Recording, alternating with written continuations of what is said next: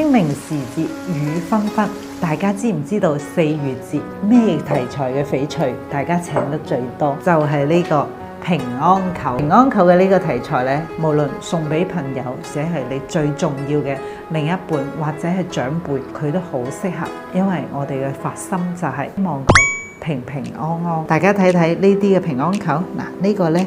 就係種水好好嘅冰洋綠，成個飄花感好好。呢個呢就係大啲啲，有山水意境，冰冰透透，圓圓潤潤。呢款呢就係一圈嘅水綠，加上飄花感。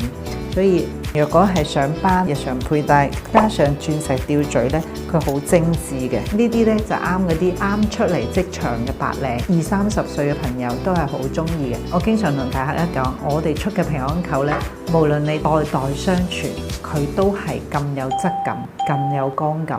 因為我哋只做種老嘅貨，種老就即係話佢嘅質感好高，穩定性好高。新出嘅平安扣呢，就介紹到呢度。豐儉由人，有千數嘅，亦都有萬數嘅。如果中意平安扣，不妨可以考慮呢個題材。歡迎大家嚟平洲揾錢錢，關注我買翡翠唔踩坑。